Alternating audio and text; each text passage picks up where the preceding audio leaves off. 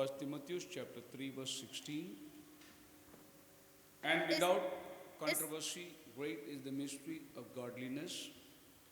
God was manifest in the flesh, justified in the spirit, seen of the angels, preached unto the Gentiles, believed on in the world, received up in glory. प्रभु इस पढ़े के वचन को आशीष दे। बैठ सकते हैं।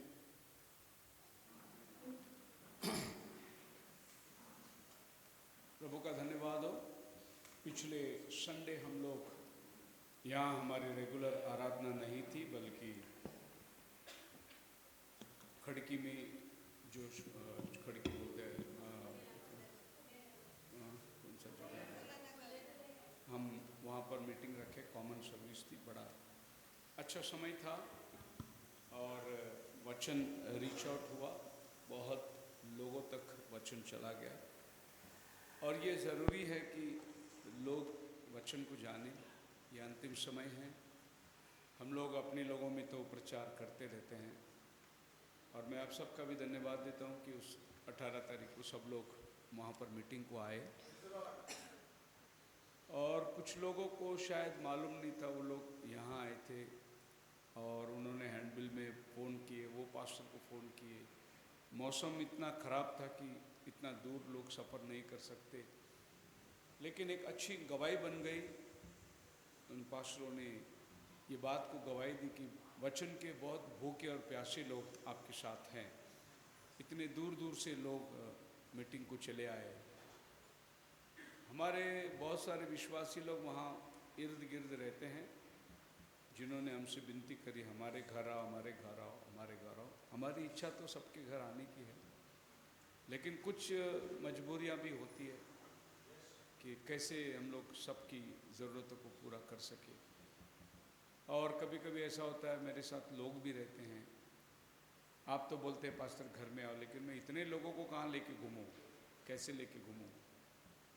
और फिर जो पहले से बनी होती है उसको कैसे हम लोग आगे पीछे कर सकते हैं। जगदीश बहुत मेरे पीछे लग गया था, और मैंने उसको वायदा भी किया कि मैं नगर जाने के दिन आपके पास आके जाऊँगा, लेकिन आपको मालूम कि अगले दिन बपतिस्मा की तारीख तय हो चुकी। तो भाई लोग हमारे बीच में आते हैं, और वे ब्रदर जो है वो जर्मनी से आए थे। हमारे बीच में पहले वो संगति करते थे, उसके बाद वो काम के सिलसिले में चले गए। और उन्होंने ये 3 दिन की जो सभा सुनी, उसका मन प्रभु ने तैयार किया, और बोला कि मैं जाने के पहले बपतिस्मा लेके जाऊंगा। और वो ब्रदर जो बपतिस्मा लिए, प्रभु ने उसको बहुत आशीष करी। आप सब जानते हैं उसको।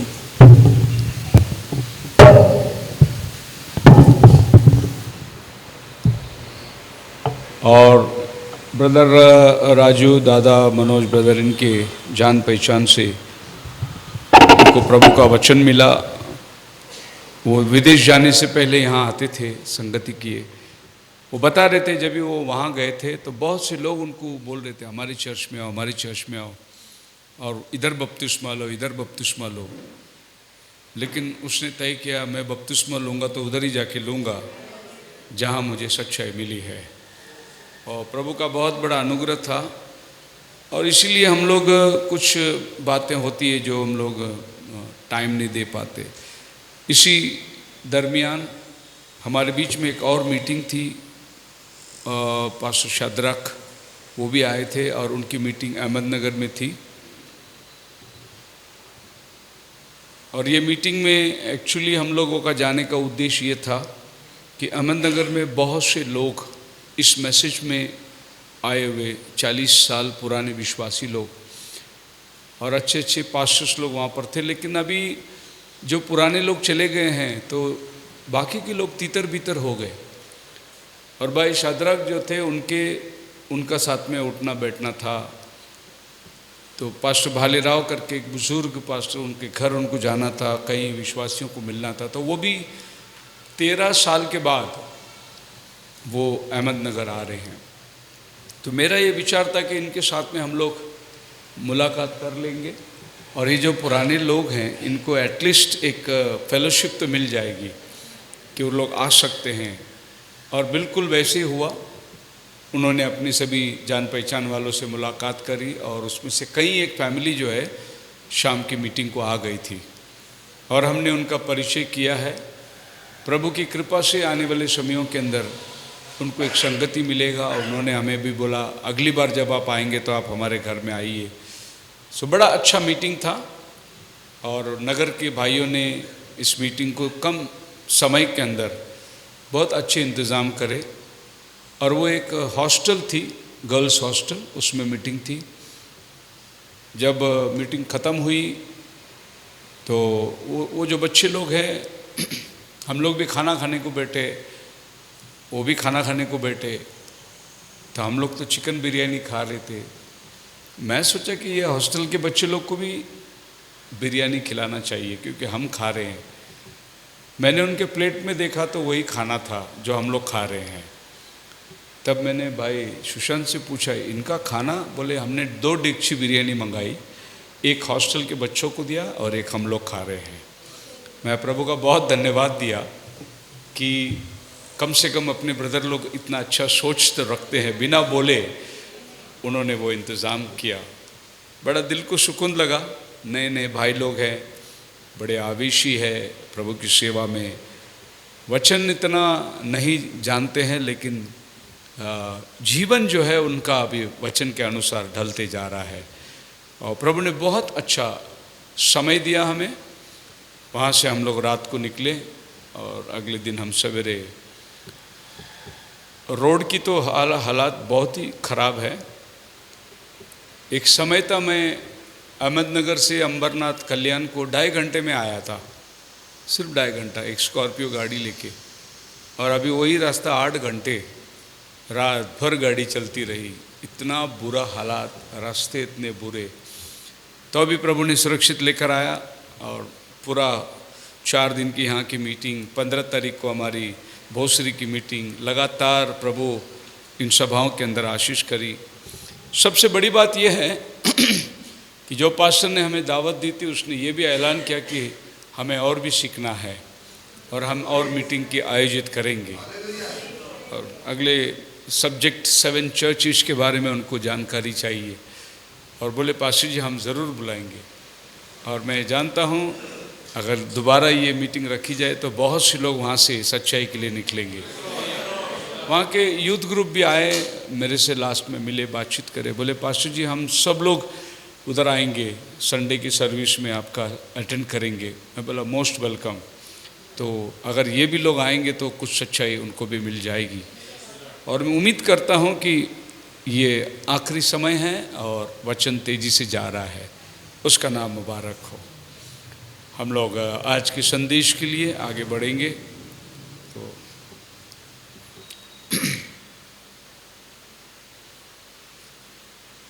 लास्ट वीक में जो हमने कंटिन्यू किया था उसका एक पार्ट रह गया था, हम उसी को कंटिन्यू करेंगे। Christ is the mystery of God revealed. मसीह जो परमेश्वर का रहस्य है और वो हम पर प्रकट किया गया है या जाहिर हुआ है।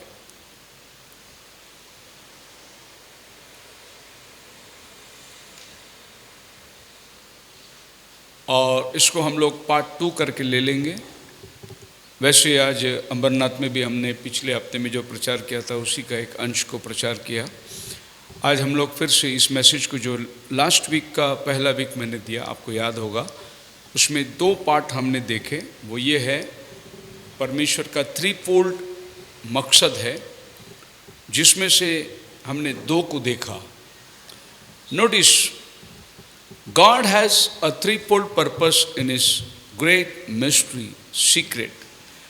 And God in His great mystery secret that He had before the world began, He has got a 3-fold purpose in it.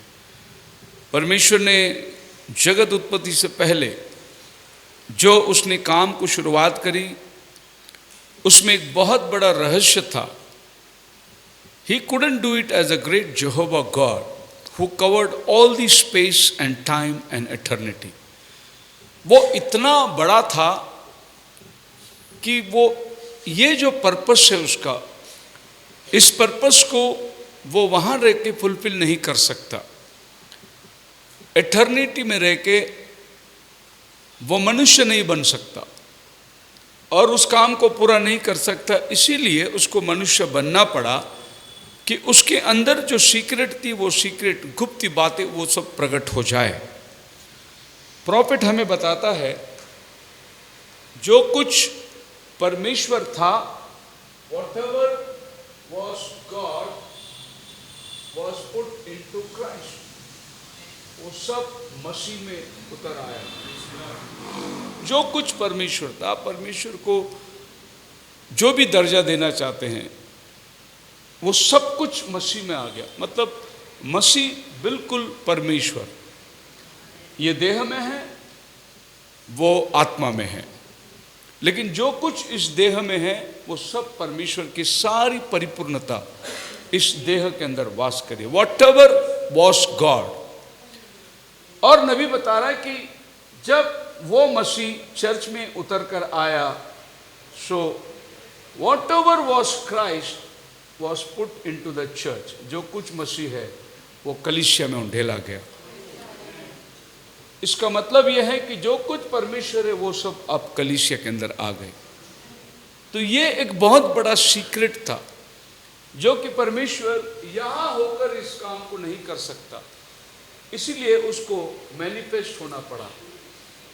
जब वो मैनिफेस्ट हुआ तो जो मर्म उसके अंदर थी, जो मिस्ट्री उसके अंदर थी, उस मिस्ट्री को वो इस देह के द्वारा प्रकट किया, वरना वो प्रकट नहीं कर सकता। इतना बड़ा है परमेश्वर। जब परमेश्वर समय के अंतर्गत नहीं था तो उसको टाइम नहीं थी, कोई उम्र नहीं था, वो एटर्निटी में वास करता है। जिसको समय नहीं है वो अनंतकालिक है। और वो इतना ग्रेट है, ग्रेट का मतलब इतना महान है वो, कि वो अपने महानता के अंदर इस कामों को पूरा नहीं कर सकता, इसलिए उसको अपने स्थान से हलना था। And he is too great to ever be revealed to people. और अगर इस महानता के अंदर वो अपने आप को इंसान के ऊपर जाहिर करना चाहा तो वो असंभव है, because he is too great. और उसको आप यहां तक लाकर इतनी आसान से नीचे अपने आप को रिवील नहीं कर सकता था, इतना महान है वो। इसीलिए उसको एक मध्यस्थ लेना पड़ा, और इस मध्यस्थ में होकर वो अपने आप को इसमें रिवील कर सकता है। फॉर एग्जाम्पल मैं ऐसा दे सकता हूं कि आप सब जानते हैं बहुत बड़ा टाटा लाइन चलती है, और इसके अंदर मतलब 2000 वोल्टेज करंट है।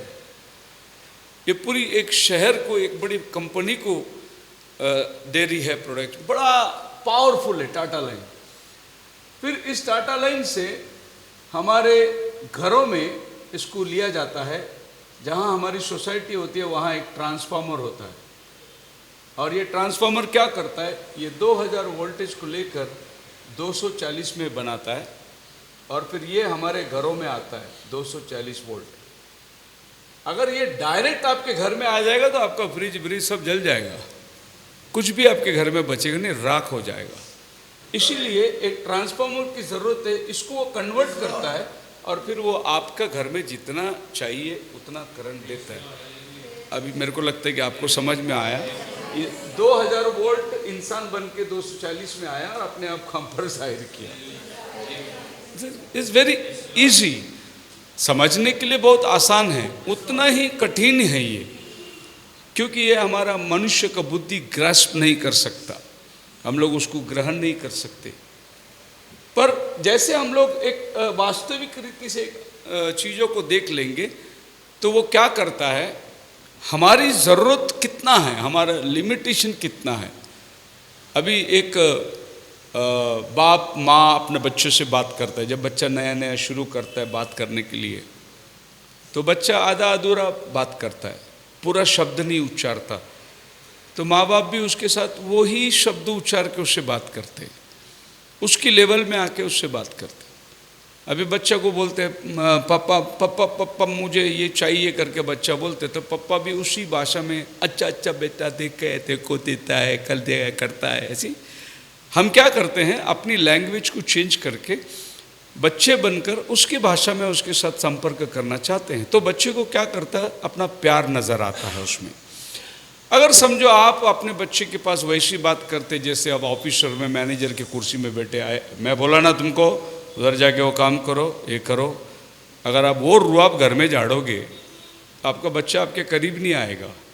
तो आप अपने बच्चे के लिए वो स्थान को अपनाना चाहते हो, जैसे वो टूटा फूटा बात करता है वैसे आप भी टूटे फूटे बात करते हैं। फिर बच्चा खाते खाते ऊपर एरोप्लेन देखता है, बोलते हैं मम्मा मुझे एरोप्लेन चाहिए, तो मम्मी बोलती है बेटा पप्पा आने के टाइम तेरे लिए एरोप्लेन लेके आएंगे बोलेगे, है नहीं। वो बच्चे को तसल्ली देना पड़ता है कि हाँ पप्पा लाने वाले एरोप्लेन, अब कहाँ एरोप्लेन और कहाँ पप्पा, लेकिन बच्चा को तसल्ली होता है कि मेरा पप्पा आने के टाइम एरोप्लेन लाने वाले। उसके साथ में वैसे तो हाथी को घोड़ा बनाना पड़ता है, घोड़े को हाथी बनाना पड़ता है, किसी तरीके से बच्चे को खाना खिला दे, बच्चे को तसल्ली हो जाए। हमने स्कूल में पढ़ा था, पता नहीं कौन सा उसका नाम मुझे याद नहीं है, कि राजा का बच्चा बहुत ही जिद करने लगा, बोला मुझे चांद चाहिए और अभी का अभी चाहिए। चांद इतना सुंदर दिखाई दे रहा था, इतना अच्छा चमक रहा था, मुझे अभी चाहिए। और राजा परेशान हो गया, उसने मंत्री को बुलाया, बोला कि ये बच्चा क्या जिद कर रहा है, चांद अब कहाँ से इसको चांद ला के, तो बोले मैं देता हूँ। उसने भगोने में पानी लेके आया और सामने रखा और उसको बच्चे को बोला ये ले चांद इधर है। तो जब चांद पानी में रिफ्लेक्ट हो रहा था तो बच्चा पानी को देख के खेला, चांद मिल गया उसको। पर चांद ऊपर है, लेकिन उसको एक शैडो के रूप में ला के उसको दे दिया। अब शायद आप समझ में आते होंगे, ये चांद है लेकिन इसको हम डायरेक्ट पा नहीं सकते, उसको हम लोग ने इंसान में उतरते हुए देखा और फिर वो इंसान हमारे साथ में इंसान बनकर बातचीत करने लगा। तब हमको खुदाई मालूम पड़ा कि खुदा है क्या। अगर यीशु इसमें होकर नहीं बात करता था तो हम खुदा को कभी नहीं जानते थे। बस हमारा सोच यही था खुदा भी एक पत्थर और मूरत के समान है या एक आत्मा है, लेकिन वो जब हमारा स्वरूप को धारण किया तो आप ये सोचिए, मान लो खुदा ज़मीन पर दो पैरों में चल रहा है। प्रॉफिट बोलता है परमेश्वर को हाथ ही नहीं था जब तक वो यीशु नहीं बना, परमेश्वर को पैर ही नहीं था जब तक वो यीशु नहीं बना। तो जब वो यीशु बना तो आपके और हमारी तरह उसके पास दो हाथ आए, दो पैर आए और वो चलता था। ये दुनिया के सब वातावरण को उसने अपनाया।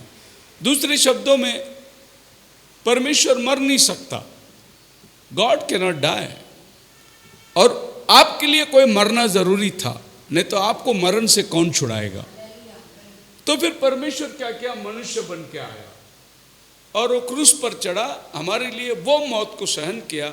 इस तरीके से हमें मौत में से बाहर उबार के लिया उसने, वरना वो मर नहीं सकता। एज गॉड वो आत्मा है, वो मर नहीं सकता, लेकिन उसको मरण को चखने के लिए आपके और हमारी तरह इस देह में आना पड़ा।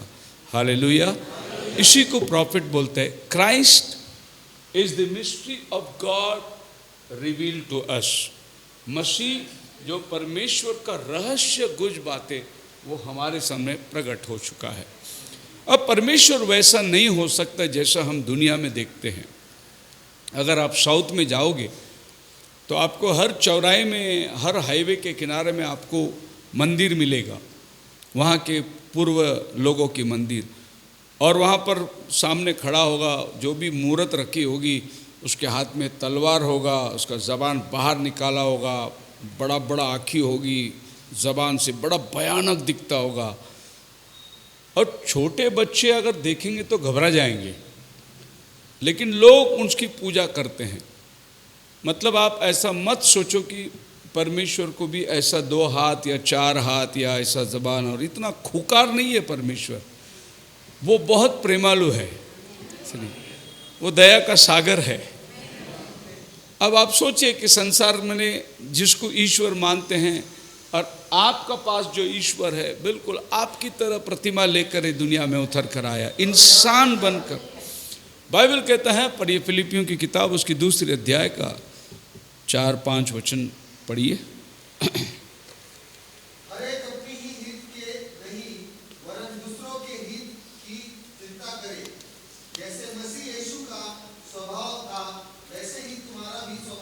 जी, कैसा स्वभाव था मसीह यीशु का? आगे फिलिपियन 2:5।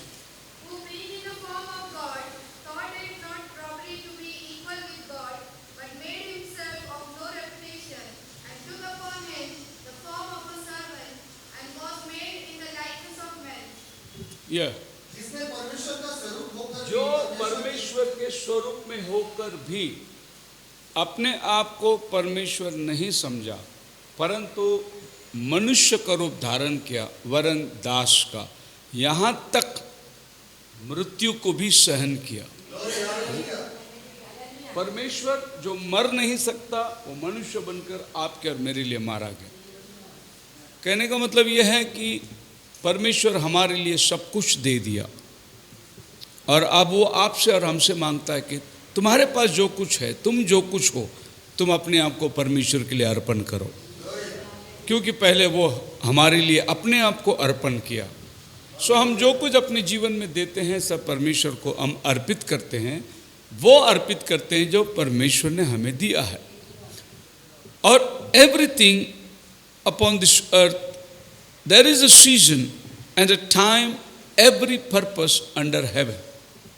हर एक चीज के लिए ये पृथ्वी के नीचे एक समय है, एक मौसम है और उसका एक मकसद है, और बिना मकसद का कुछ नहीं है।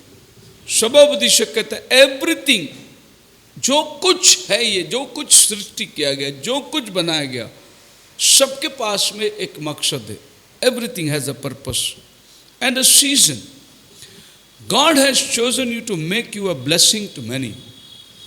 आपको परमेश्वर ने इसलिए चुना है कि आपको प्रभु बहुतों का आशीष का कारण बनाएगा। You are a blessing to many. Hallelujah. मालूम नहीं आप ब्लेसिंग है या नहीं, लेकिन मैं समझता हूँ कि खुदा हमारे जीवन से एक ब्लेसिंग का कारण बनाता है कि मेरे द्वारा लोग आशीषित हो। अब्राहम की चुनावट में प्रभु ने यही कहा, तुझ में होकर पृथ्वी के सारे कुल आशीष पाएंगे। मतलब परमेश्वर तुम्हें आशीष देना चाहता है, लेकिन एक मध्यस्थ को प्रभु देखता है, वो तुम्हारे द्वारा काम करना चाहता है। परमेश्वर मिस्र देश में उतर कर आया, उन मिस्र देश को लोगों को गुलामी से छुड़ाना था, लेकिन वो मोसेस के द्वारा उसने काम किया। प्रभु को ये पृथ्वी के कुलों को आशीष देना था, लेकिन वो अब्राहम के अंदर होकर आशीष दिया। सो आज आपके जीवन में भी एक पर्पस है, आपके लाइफ में भी एक पर्पस है। आपको नहीं मालूम होगा मैं किधर काम आता हूँ, लेकिन प्रभु आपके द्वारा अपना काम कर रहा है और प्रभु आपके जीवन से अपना काम को पूरा कर रहा है। आप मेरे साथ हैं? अभी ये जो मीटिंग हुई थी 3 दिन का, ये मीटिंग के बारे में तो मैं भी सोच रहा था कि ये इनके पास ये कैसे पहुंचा।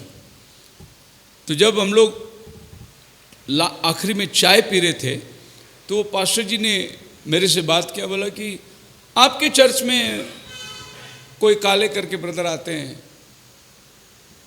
उन्होंने आपका बारे में बताया। मैं सोच में पड़ गया, काले कौन आता हमारे पास। फिर उन्होंने बोला वो बॉटल वगैरह बेचते हैं, घर घर जाके फिनाइल का बॉटल और ये सब बेचते हैं। बोला हाँ अमित काले। बोला हाँ। बोले वो तो अंबरनाथ में। हाँ, वो एक दिन लोनावाला में बेचते बेचते हमारे एल्डर साहब के घर में आ गया। वो था राजगुरु करके कोई है, उसके घर पे बताया, इसके घर पे आ गया। और वो फिनाइल बेचते बेचते उसने देखा विश्वासी घर है, तो उसने बोला ये हमारा पास्टर का मैसेज है, मैं भी चर्च को जाता हूँ, आप भी सुनिए इस मैसेज को।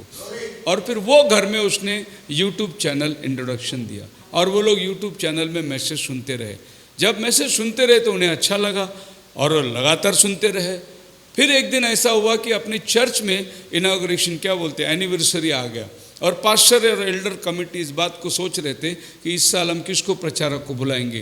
तो ये ब्रदर ने बोला, अरे एक नाम मेरे पास है, मैं उसका यूट्यूब मैसेज देखता हूँ, आप पास्टर शेखर को बुलाइए, एंड टाइम के बारे में हमको बहुत अच्छा पढ़ाएगा। फिर वो पास्टर ने यूट्यूब सुना, उसने बोला हाँ इस साल हम इनको बुलाएंगे, और इस तरीके से 3 दिन का मीटिंग हुआ, बहुत बढ़िया मीटिंग हुआ। लेकिन इसका पर्पस कौन था? एक अमित काले जो घर घर जाकर फिनाइल बेचता है, दवा बेचता है, क्या पता नहीं उसका क्या बिजनेस है, लेकिन देखिए उसका धंधा कितना बड़ा वो नहीं, वो कमाता कितना है वो नहीं, लेकिन उसके निजी जीवन में उसने परमेश्वर का एक पर्पस को रखा है अपने लाइफ में, कि मैं जाऊं जहां वहां प्रभु का वचन दे दूं। तो आप समझ सकते हैं कि हम हर एक के जीवन में प्रभु का एक पर्पस है। किसी भी तरीके से प्रभु अपना काम हमसे करवाता है, हमें नहीं मालूम कैसा काम करता है, लेकिन वो काम करता है। किसी के जीवन में छोटी मात्रा में काम करता है, किसी के जीवन में बड़ी मात्रा में काम करता है। अभी आप सोच सकते हैं कि हम में से बहुत लोग ऐसी सभा नहीं लगा पाए, ऐसी सभा का हम लोग कोई तरीका नहीं अपना पाए, लेकिन प्रभु ऐसे व्यक्ति के द्वारा अपना काम को कर दिया। अब वो क्रेडिट जो जाता है वो सब हमारे प्रभु को जाता है। वहाँ जितनी महिमा हुई, इतनी तारीफ हुई, ये सब प्रभु को जाता है। हालेलुया। और इतने लोग वहाँ पर मतलब आनंदित हुए, हर शख्स जो है वहाँ गवाही देने लगा, प्रभु ने उनको स्पर्श किया। ये 3 दिन की मीटिंग अद्भुत मीटिंग थी। आप मेरे साथ हैं? There is a purpose. और मैं समझता हूँ कि हम लोग यहाँ बैठे हैं, हर 1-2 महीने में ऐसा कोई ना कोई चर्च वाले बुलाए तो ये मैसेज फैलेगा लोगों के पास। लोग हमारे पास नहीं आएंगे अगर हम बोलेंगे आओ सुनने के लिए, प्रभु हमको उनके पास लेके जाएगा। लेकिन आप और हम उसके लिए एक जरिया बनना बहुत ज़रूरी है। किसी माध्यम से प्रभु ने हमारे जीवन से कोई ना कोई काम करना। Don't blame your situation. किसी ने कहा अपनी परिस्थिति को खंडित मत करो। डोंट बी डिस्करेज्ड और पैनिक। हताश मत हो जाओ और निराश मत हो जाओ। Just wait, hold on to God. सिर्फ ठहरे रहो, प्रभु पर भरोसा करो। Everything has a season and a reason. हर एक काम का एक पर्पस है और उसका एक नियुक्त समय भी है। वो समय में प्रभु अपना काम पूरा करेगा। बोलो हालेलुया। सो जो भी समस्या हमारे जीवन में आती है, परेशानियां आती है, जो भी मुसीबत हमारे जीवन में आती है, उसका ज़रूर कोई ना कोई एक कारण है और परमेश्वर उस कारण को आपके जीवन में लेकर आएगा। बाइबल कहता है 1 पीटर चैप्टर 2, उसकी 4 से पढ़ सकते हैं, पर 9 वचन जो है इम्पॉर्टेंट है। 1 पीटर चैप्टर 2 वर्स 9। पर हम तुम एक चुना हुआ वंश और राजपदधारी याजकों का समाज और पवित्र लोग और परमेश्वर की निज प्रजा है, इसलिए कि जिसने तुम्हें अंधकार में से अपनी अद्भुत जिसने तुम्हें अंधकार में से ज्योति में बुलाया, जिसने तुम्हें अंधकार से ज्योति में बुलाया। क्यों बुलाया? क्योंकि वो आपको एक राजपदधारी याजकों का समाज और चुनी हुई प्रजा के रूप में चुनना चाहता था। इस मकसद के लिए उसने आपको बुलाया है। बोलो hallelujah. What was the purpose? वो हमें एक राजपदधारी, अ रॉयल प्रीस्टहुड।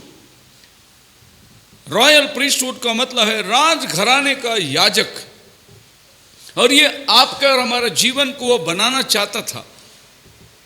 और उसने हमें अंधकार से उजियाले में बुलाया, क्योंकि वो अंधकार में हमें ये बात नहीं दे सकता। पहले वो हमें उजाले में बुलाता है और फिर वो हमें बताता है कि ये तेरा जीवन का मकसद है। बहुत प्यारा गीत है, मेरा जीवन का मकसद है। मैं हमेशा एक गीत को गाता हूँ जहाँ भी अल्टर कॉल के लिए जाता हूँ। एक बार दिल्ली में गाज़ियाबाद में मेरी मीटिंग थी, मुझे स्पेशल मीटिंग के लिए बुलाए गए थे, और वहाँ पर जो वर्शिप के लिए बंदा आया था वो यही गाना गाने वाला आया था वहाँ पर। अच्छा नाम है उसका, मेरा जीवन का मकसद तो है, मेरे जीने का कारण तो है, मैं जियूं या मरूं वो तेरे लिए, तू मेरा प्रभु। ये सिंगर उधर था, वो वर्शिप के लिए आया था। और जब समय आया, मैसेज हो गई, तो अल्टर सॉन्ग गाना है, और ये मेरा बहुत फेवरेट गाना है, मैं अल्टर सॉन्ग में हमेशा गाता हूँ। तो मैंने सिंगर को बोला, माफ़ करना, आप ही का गाना गा रहा हूँ मैं। उसने इशारा किया, गाओ गाओ। और जब ये गाना हुई तो बंदा खुद ही रोने लगा। वहाँ पर उपस्थित हर एक के आंखों से आंसू आए, क्योंकि हम जो गाते हैं मकसद से गाते हैं। लिखा किसी ने एक पर्पस के लिए, और हमारा पर्पस भी उसमें सॉल्व हो रहा है। पिछला सब भूल कर मैं आगे दौड़ा चलूं, जो मेरे लिए धन था उसको मैं त्याग दूं, कि मैं पाऊं उससे पुरस्कार। दौड़ा मैं जाऊं कि मैं पाऊं उससे पुरस्कार।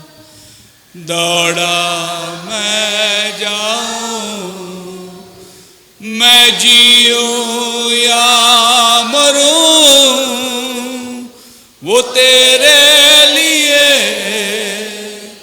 तू मेरा प्रभु।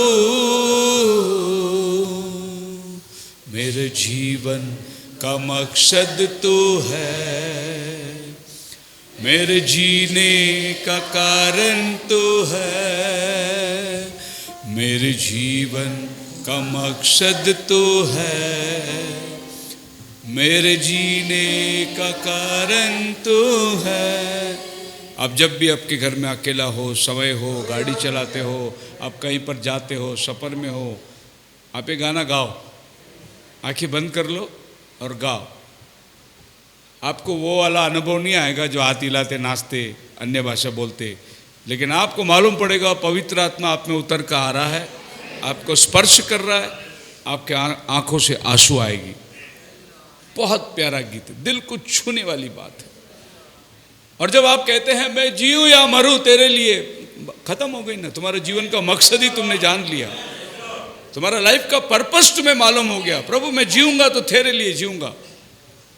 और ऐसी सामर्थ्य प्रभु स्पर्श करता है। मैंने लिटरली प्रभु को महसूस किया। आपको कोई बंद कमरे में जाकर अंदर बैठ के घुटने टेक के ऐसी कोई में, आप जिधर हो उधर आप प्रभु का तारीफ करो, गुनगुनाओ। मैं हमेशा गाड़ी चलाने के टाइम पे गाना गाते रहता हूँ, गुनगुनाते रहता हूँ, सफ़र में गुनगुनाते रहता हूँ, क्योंकि मेरे को मेरे प्रभु के साथ में लाइन कनेक्शन में बना रहना बहुत ज़रूरी है। जब मैं मैसेज बनाते रहता हूँ, उसके कांटेक्ट में रहता हूँ मैं, वो मुझे मार्गदर्शन करता है, मुझे अगुवाई करता है कि कैसे प्रचार करना है, क्या प्रचार करना है, लोगों को क्या ज़रूरत है, और प्रभु देता है लोगों की ज़रूरतों को। अभी हम आने के टाइम बातचीत हो रहा था, ब्रदर राज बता रहे थे कि इस हफ्ते में 2 दिन पहले ऐसी ऐसी घटना हुई और आज आपने प्रचार कर दिया उस बातों को। लेकिन बात तो हमारी गाड़ी में हो रही थी कि ये ऐसे ऐसे हुआ था, लेकिन हमने प्रचार किया, सवेरे प्रचार हो गई, और वही बात हुई जो लोगों को इस हफ्ते के अंदर बातचीत हो रही थी। प्रभु हमसे बात करता है, कितने लोग जानते हैं? न सोना मांगो न मांगो चांदी, तेरा चेहरा मैं तकता रहूं। न हीरा मांगो न मांगो मोती, तेरा चेहरा मैं तकता रहूं। तू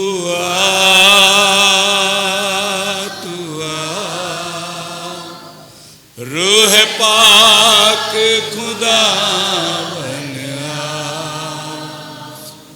तू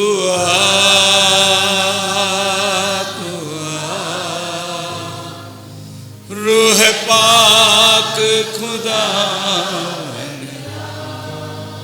बस दिल से गाओ, आ गया। आपको कैसे मालूम पड़ेगा वो आ गया?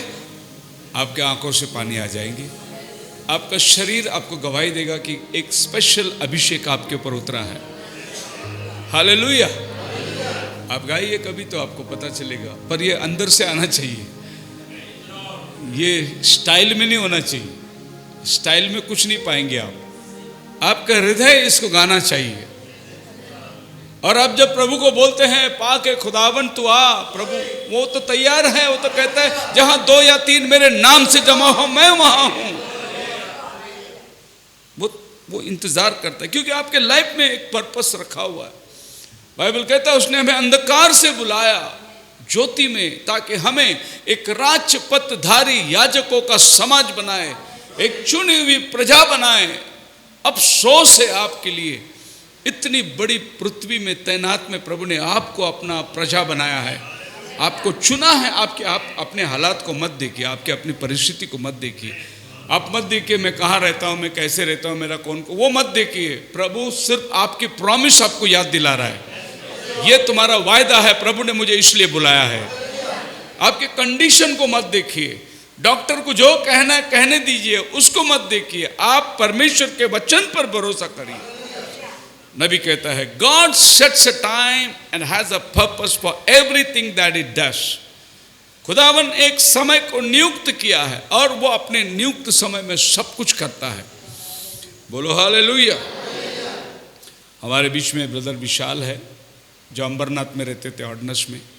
मुझे लगता है कि विशाल बताएंगे कितने साल हो गए आप अंबरनाथ छोड़े? 26 साल हो गए।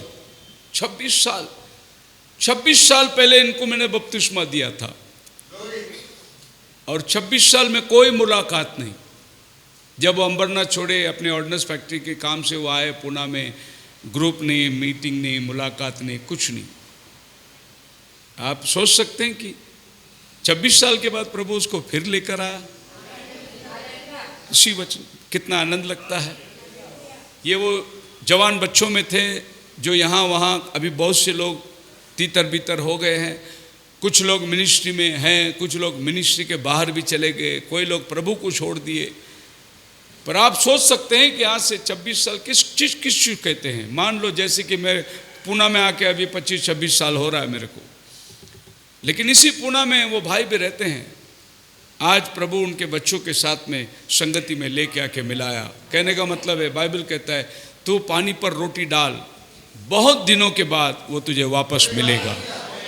आप जो वचन को डालते हैं वो कभी खाली हाथ नहीं जाता, वो अपना पर्पस को पूरा करके ही वापस आएगा। इज़ाया में लिखा है बारिश गिरती है, ये भूमि को सींचता है और बोने वाले को बीज, खाने वाले को अन्न। वो बारिश खाली नहीं जाता। हाँ, जहाँ ज़्यादा बारिश हुई उधर बाढ़ आई, घर डूब गया और बहुत सारे नुकसान भी हुए, लेकिन बारिश एक पर्पस के लिए आता है। ये भूमि को सींचती है, वो वर्ष भर के लिए पीने को पानी हमें मिल जाता है, हमें अनाज मिल जाता है। अगर बारिश अपने पर्पस को निभा रहा है तो प्रभु बोलता है मेरा वचन भी अपना पर्पस को निभाएगा। वो जिस काम के लिए जाता है वो काम करके ही आएगा। There's nothing happens just accidentally to those who love the Lord and are called according to His calling. जो प्रभु के प्रेम करते हैं उनकी बुलाहट जो हुई वो अचानक से नहीं हुई। इट्स नॉट एक्सीडेंट, इत्तेफाक से हो गया नहीं, वो सब कुछ प्रभु ने योजना बना के रखी है। सो हम लोग प्रभु के 3-fold पर्पस को देख रहे हैं और लास्ट वीक का एक छोटा सा रिव्यू मैं आपके सामने देना चाहता हूँ। The first thing was that God wanted to reveal Himself to the people. उसका पहला काम था, पर्पस था कि परमेश्वर अपने लोगों में जाहिर होना चाहता था, वो अपने लोगों के ऊपर उतरना चाहता था। बट बीइंग सो ग्रेट वो नहीं उतार सकता, वो नीचे नहीं आ सकता। बहुत सी बार आदमी डिस्गाइज करके जाता है, अपना रूप बदल के जाता है, अपना चेहरा बदल के जाता है। कई ऐसी जगह में जहाँ वो वैसे नहीं जा सकता, लेकिन वो साधारण व्यक्ति बन के जाता है वहाँ का माहौल देखने के लिए। कुछ वर्षों पहले की बात है, जब हम भी होटल इंडस्ट्रीज में काम करते थे, एक बड़ा फेमस आदमी आया था, इंस्पेक्टर, उसका नाम था वाईसी पवार। महाराष्ट्र में बहुत फेमस नाम था उसका। और वो जब उल्लासनगर में आया था कमिश्नर बन के, तो उल्लासनगर के अंदर पूरी दहशत हो गई थी। कैसे ढूंढ के निकालता था पता ही नहीं। बहुत फेमस आदमी है, और उसकी जो कारनामे थी बहुत जबरदस्त था। वो मॉर्निंग वॉक में शॉर्ट्स पहनता था, एक टी शर्ट वाइट पहनता था, और किसी बाल काटने वाले दुकान में जाके बैठता, बाल काटता, बाल काटते काटते उससे बात करता, इधर क्या चीज़ है, कैसे चल रहा है, क्या माहौल है, यहाँ दारू वारू मिलता है क्या आजू बाजू में। तो वो बाल काटने वाला बताता, सब ये पीछे के झोपड़पट्टी उधर ही मिलते हैं दारू। अच्छा अच्छा ठीक है। और रात को रेड, धड़ाम दिसी रेड पड़ गई उधर, पूरी दारू की बोतल ड्रम उठा के लेके चले गए। वो इस तरीके से पहले वो डिस्गाइज करके जाता था, वहाँ बैठता था, हालचाल पूछता था, रिपोर्ट निकालता था और उसके ऊपर धार डालता था। ऐसे उल्लासनगर के अंदर मोस्टली जो क्राइम है उसको उसने लगा दिया ठिकाना। और सबसे बड़ी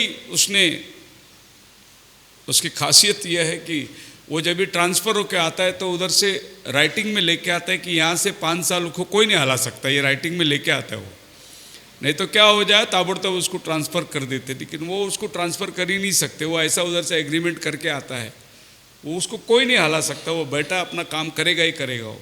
और वो किसी से नहीं डरता था। वो अपना पर्पस को कैसा सॉल्व करता था, अपने आप को डिस्गाइज करता था।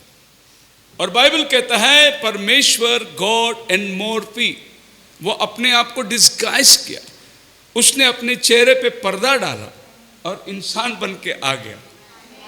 और इंसान की हालात को वो खुद ब खुद उनके साथ रहकर अनुभव कर रहा था।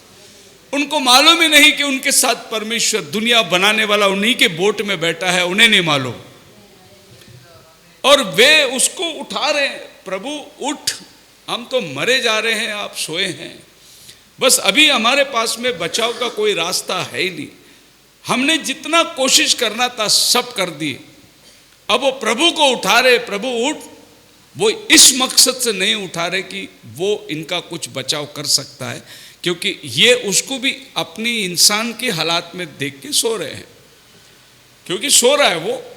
जब प्रभु उठा, आंधी को डांटा, समुद्र शांत हो गई, तब चेले बोलते ये कौन है, हु इज दिस। और लिखा है वचन में हु इज दिस। उन्हें पता नहीं ये आंधी, ये समुद्र तूफान बनाने वाला उन्हीं के बोट में बैठा हुआ है। ऐसे बहुत सी बार हमें मालूम नहीं हमारा बनाने वाला हमारे ही साथ बैठा हुआ है, बाकी हम यहाँ वहाँ भागते रहते, बहुत कोशिश करते। हमारे को मालूम है इंसान है, अविश्वास की बात है, हम उतना परिपक्व नहीं है। लेकिन सबसे पहला स्टेप मैं आपको ये बताता हूँ, अगर आपका हार्ट में दर्द शुरू हुआ, इससे पहले कि स्पेशलिस्ट को फ़ोन करें, जिसने हार्ट बनाया उसको कांटेक्ट करो पहला। प्रभु आप संभाल लीजिए, हालेलुया। फिर आगे का सब प्रोसेस जो है वो खुद बना देगा, क्योंकि डॉक्टर खुदा के दिए हुए वरदान है। प्रॉफिट बोलता है doctors are the gift of God. परमेश्वर ने उनको रखा है हमारे शरीर की चीज़ों को रिपेयर करने के लिए, प्रभु ने उनको रखा है। लेकिन पहला उसको याद करो जिसने हृदय को बनाया है। आप मेरे बात, हमारे अंबरनाथ में जहाँ मैं चश्मा बनाता हूँ उसका नाम है गॉर्डन, और बहुत पुराना आदमी है, मतलब 40-50 साल से उसका अंबरनाथ में चश्मे का दुकान है, और मैं एक ही जगह में चश्मा बनाता हूँ। बहुत महंगा देता है लेकिन चीज़ बहुत बढ़िया देता है, अच्छी चीज़ देता है। और पास्टर बोला तो एक अलग ही रेस्पेक्ट है। पर उसके दुकान में एक चीज़ लिखा है, God gives sight, God and sets it right. परमेश्वर दृष्टि देता है, गॉर्डन चश्मा देख के दृष्टि को ठीक कर देता है। बड़ा अच्छा श्लोक है वो, गॉड गिव्स साइट। ये बात भूलना नहीं कि जीवन देने वाला परमेश्वर है, लेकिन फिर अंदर स्प्रिंग बिठाने वाला डॉक्टर जो मरम्मत, वो प्रभु ने डॉक्टर को दिया, he sets it right. But देने वाला जीवन कौन है? परमेश्वर। There is a purpose, and before the beginning of time there was a light, and the light is a dwelling light which no man can approach, unto whom man has seen or can see. He was Elohim, the eternal one. 1 Timothy chapter 6 verse 16. He was self-existing one. और अमरता केवल उसी की है और वह अगम्य ज्योति में रहता है और न उसकी मनुष्य ने देखा और न कभी देख सकता है। उसकी प्रगट प्रतिष्ठा और राज्य युगानुग रहे। आमीन। हाँ, सो जो कुछ हम देखते हैं, सृष्टि तैनात जो कुछ हम देखते, whatever चीज existing, everything was in him. इसीलिए उसको एलोहिम बोला गया। एलोहिम का मतलब सेल्फ एग्जिस्टिंग वन। ये आसमान, ये चांद, ये सितारे, ये पृथ्वी, ये आकाश, ये तारांगन, ये पानी, ये समुद्र, जो कुछ आप देखते हैं, ये सब सृष्टि में आने के पहले प्रभु के अंदर थी, उसके ख्यालों में थी। और वो गाना है ना, बहुत सुंदर गाना है। सॉन्ग बुक है क्या किसी के पास? अपना चर्च का सॉन्ग बुक है क्या किसी के पास? हाँ, लाइए। बहुत सुंदर गाना है। पता नहीं आप लोगों ने, हम कभी कभी गाए होंगे ये गाना। और ये गाना अपने भाई डिक्की, दिल्ली वाले भाई डिक्की, उनके चाचा ने लिखा हुआ गाना है। बहुत सुंदर गाना है ये।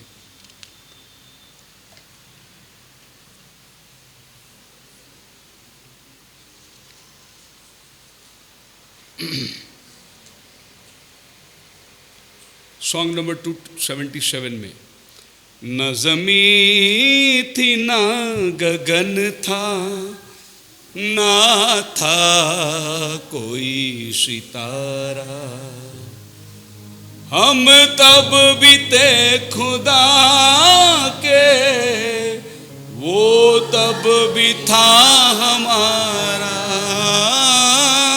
हम तब भी थे खुदा के, वो तब भी था हमारा, न ज़मीं थी ना गगन था, ना था कोई सितारा। देखो, प्रीचिंग कर रहा है तो मैं अकेला ही बोल रहा हूँ, गाना गा रहे तो हम सब लोग बोल रहे हैं।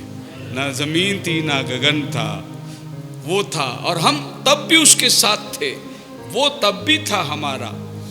जब पेड़ पौधे उतरे थे इस ज़मीं पर, फल फूल आ गए थे, आदेश उसका सुनकर, बेडौल इस ज़मीं को उसने था जब सवारा, हम तब भी थे खुदा के, वो तब भी था हमारा,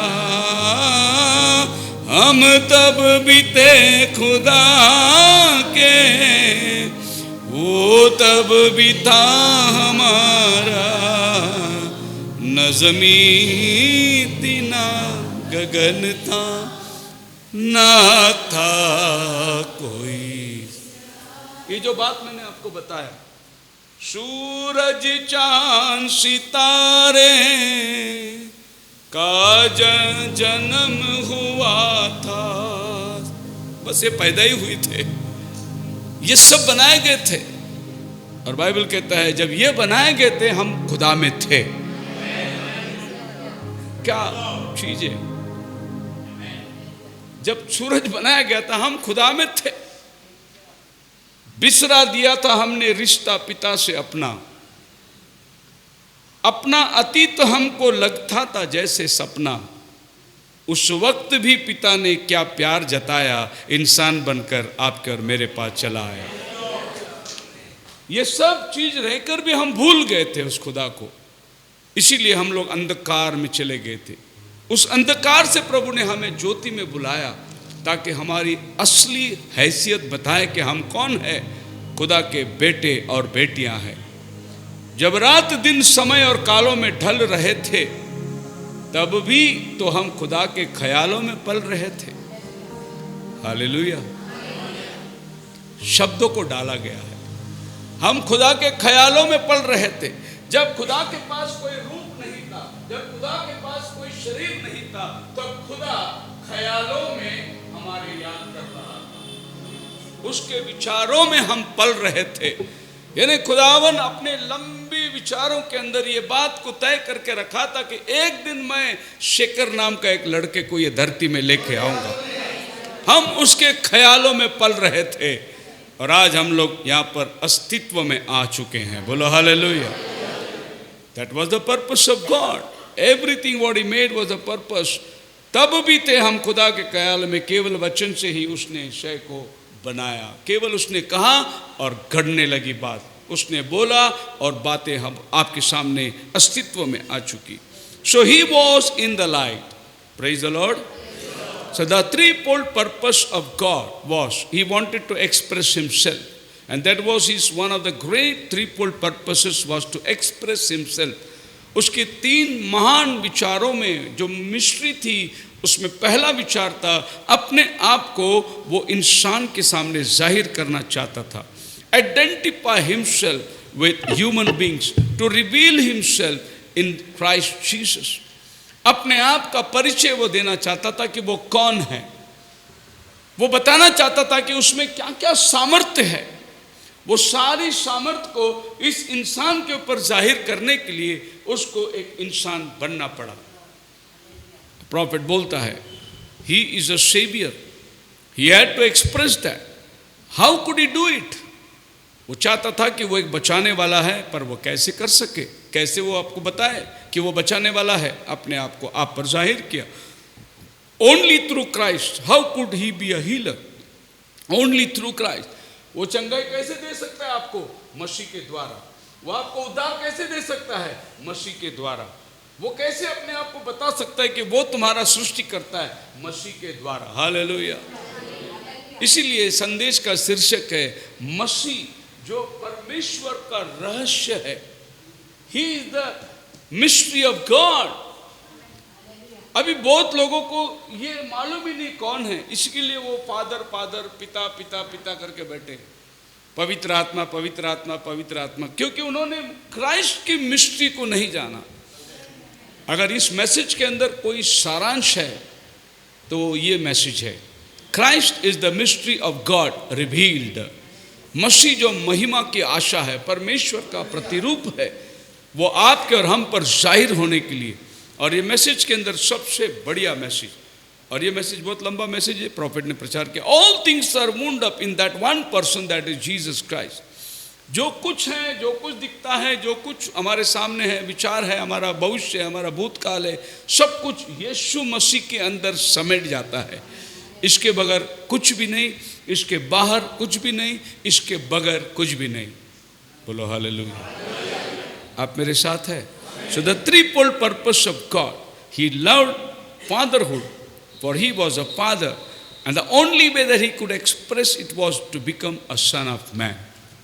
उसके अंदर पिता का गुण था, लेकिन वो पिता तब बन सका जब उसने एक बेटे का स्वरूप धारण किया, तब वो बाप बन सका।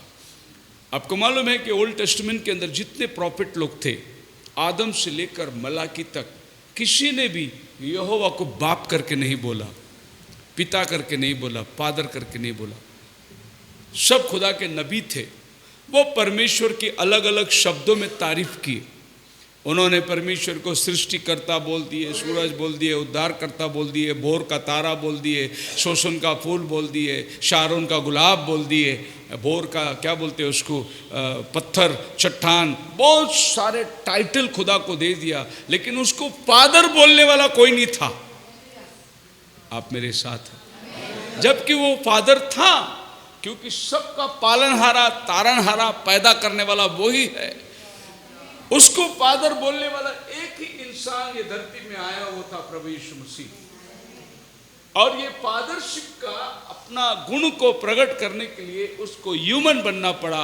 अब ये प्रार्थना कर रहा है, हे पिता इन्हें क्षमा कर, ये जानते नहीं ये क्या कर रहे हैं।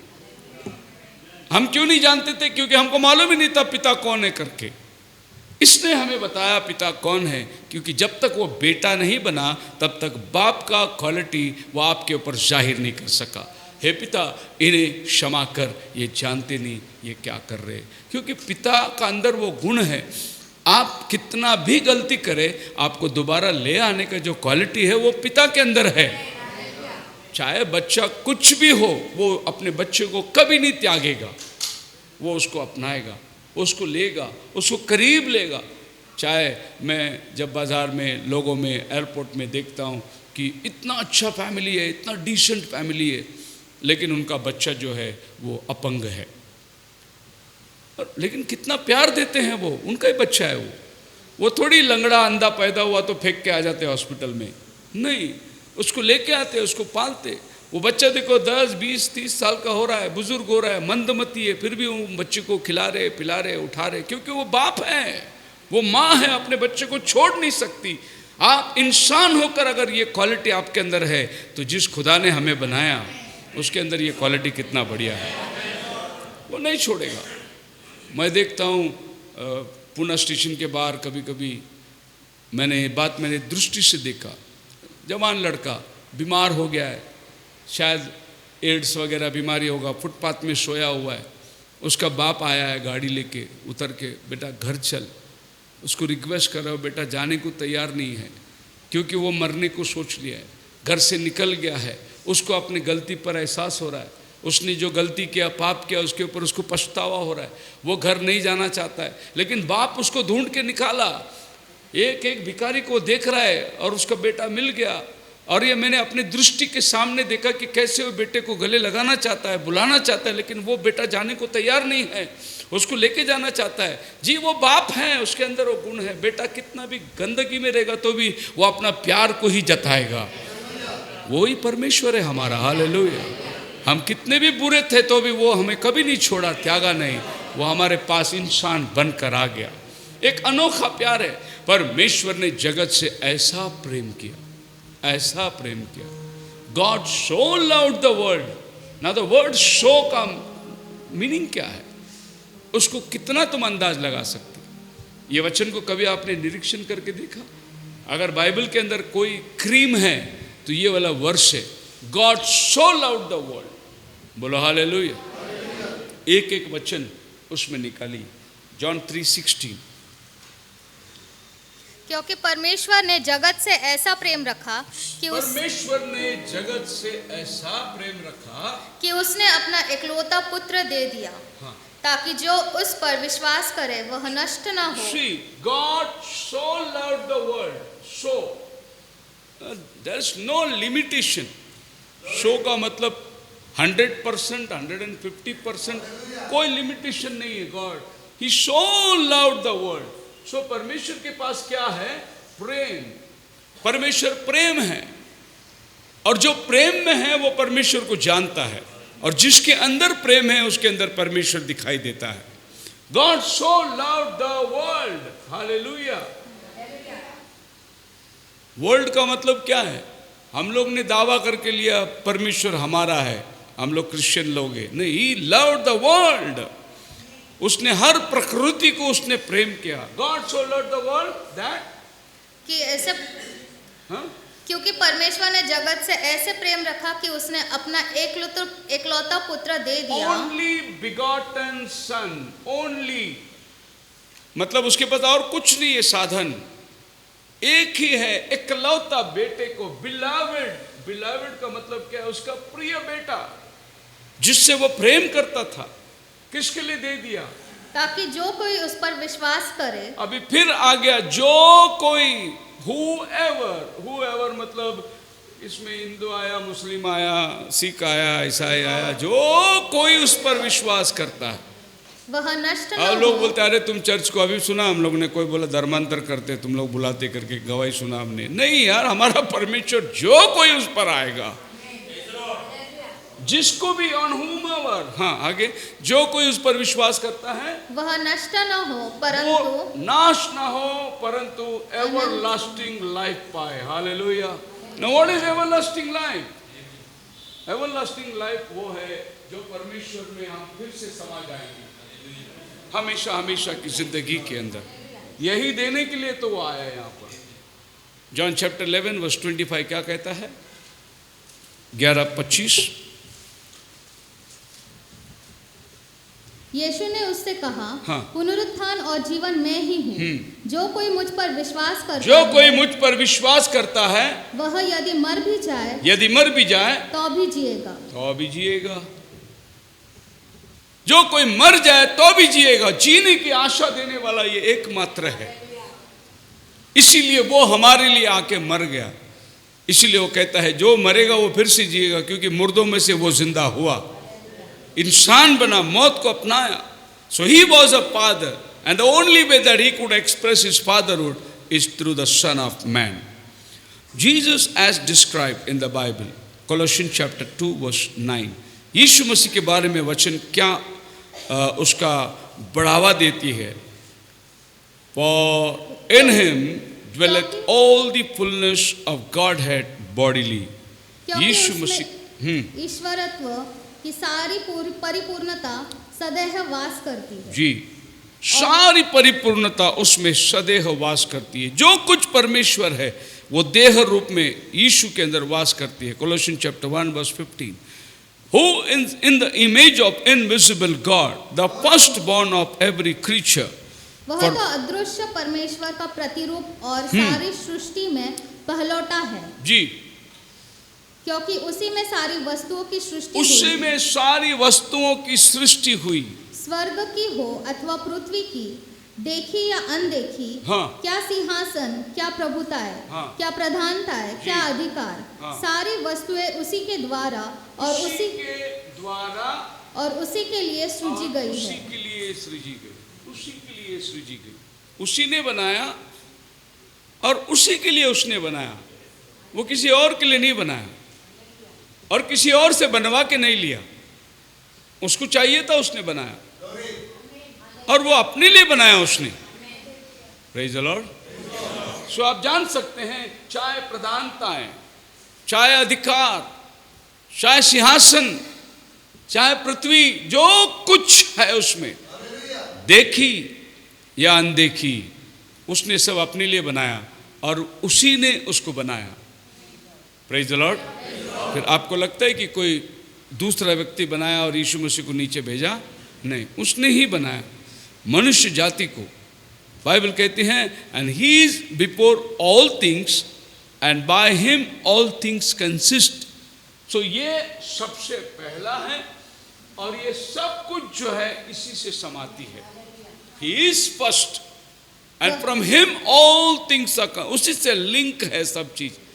कोई भी चीज उससे परे नहीं है। हर कोई चीज की मुलाकात उसी के पास जाती है और वही हमारा एकमात्र परमेश्वर है। यह उसका फर्स्ट फोल्ड था। Second fold, the purpose of God is to have preeminence in his body of believers, that is his pride that he might live in the people. दूसरी बात, वो चाहता था कि इंसान के साथ आकर रहे, इंसान के साथ में आकर अपना रिश्ता को बनाए। And he could do it in Adam and Eve, but sin separated them. So जब उसने आदम और हवा को बनाया तो वो उनके साथ आके रहना चाहता था, लेकिन पाप ने इनको अलग कर दिया। और वो आदम और हवा को इसलिए बनाया कि उनके साथ संगति करे। ये उसका सेकंड पोल पर्पस था। सो पाप ने इनको अलग कर दिया तो इसको दूसरा आदम बन के आना पड़ा, ताकि वो पहला आदम जो उससे संगति से अलग हो गया उसको दोबारा अपना पास ले ले।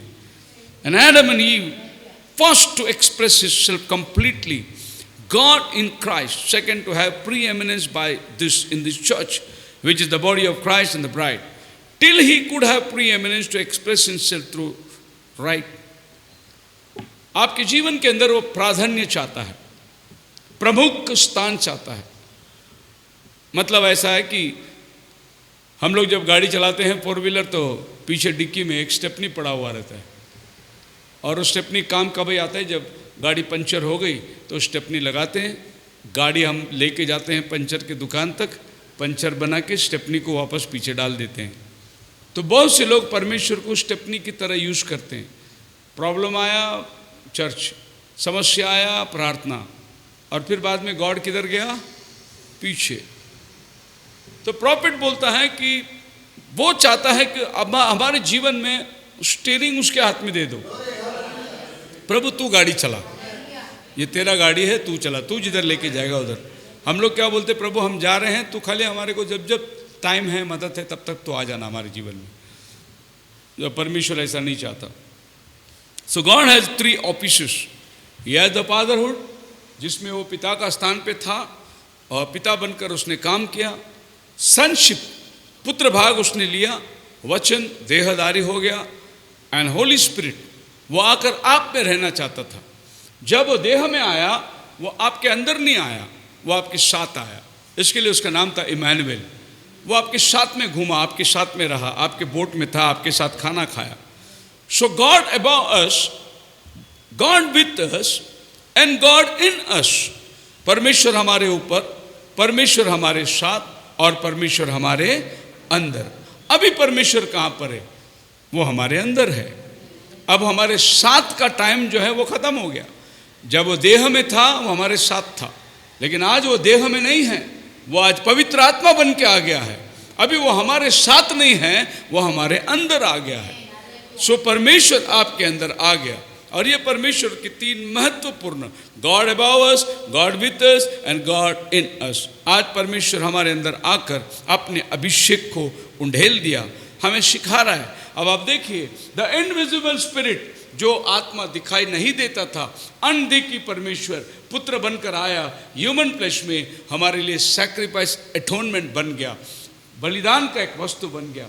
और आज गॉड इन अस अनॉइंटिंग, वो हमारा टीचर और हमारा सामर्थ्य देने वाला बन गया। वो आज आपके और हमारे अंदर उतर कर काम कर रहा है। कुल मिलाकर आज का जो परिस्थिति है वो ये है, गॉड इन अस, परमेश्वर हमारे। Hallelujah. So he brought us from Jesus to the bright form. यीशु मसीह के द्वारा हमें दुल्हन का और दुल्हे का रिश्ते में लेकर आके वो बांध दिया। All through the scripture that what God purpose was. पूरा बाइबल का सारांश यही है कि वो इंसान को दोबारा मेल खाना या मिलाना चाहता था। और पूरी बाइबल की स्टोरी ये है कि आप खोए हुए थे, खुदा आपको ढूंढ कर आ गया, आप खुदा के पास आ गए। बोलो हालेलुया। ये था हमारा 2 दिन, मतलब 2 पर्पस। और आज का मैं 3rd पर्पस को आपके सामने रखना चाहता हूँ। हमारी चर्च की टाइमिंग की अनाउंसमेंट हुआ है 5 बजे का, और 7:30 बजे तक चलेगी आराधना। मुझे ट्रेन पकड़ना है, क्योंकि अभी पूरी बारिश जो है, मैं ट्रेन से आने की कोशिश करूँगा। आज मैं ट्रेन से स्टेशन तक आ गया और पीछे से जरी बोला मैं गाड़ी लेके जाएंगे। मैं बोला आ जा गाड़ी लेके, तो भी हम लोग लेट हो गए। इसी देरी की वजह से हमने सोचा कि जल्दी टाइम, अभी 7:30 हो गया, मीटिंग ख़त्म होने का टाइम आया, लेकिन अभी मैं मैसेज, आज का मैसेज चालू कर रहा हूँ। थोड़े टाइम में मैं आपको देना चाहता हूँ। The 3rd purpose of God was to restore the kingdom to its rightly position, and that fell by the sin by the Adam first, back to where he walked in the cool of the evening with his people, talked with them and fellowship with them. वो दिन के ठंडे समय में जैसे वादन के वाटिका में उनके साथ घूमता था, वो फिर से वो माहौल को लेके आना चाहता है। फिर से का मतलब आज वो हमारे अंदर है। हम लोग आए, इकट्ठे हुए, गीत गाए, प्रभु की उपस्थिति आई, आशीष पाए, हम अपने अपने घर जा रहे हैं। ओके, लेकिन जब तीसरा पर्पस को फुलफिल करेगा, हम कोई घर नहीं जाने वाले, हम सब लोग एक ही जगह रहने वाले हैं। 3rd चीज़ को जब वो फुलफिल करेगा, वो हमारे साथ ही रहेगा। हम लोग कहीं जाने वाले नहीं हैं, हम लोग का कोई अपना घर नहीं होगा, जो कुछ होगा सब वही होगा, और जहाँ से हम आए हैं दोबारा हम वहीं चले जाने वाले हैं। Now notice again, what's his 3-fold purpose? Manifest himself and Jesus Christ, to come to the body of Jesus Christ, to have preeminence, to restore back the Eden and bring back which was lost. That was the only thing out of order.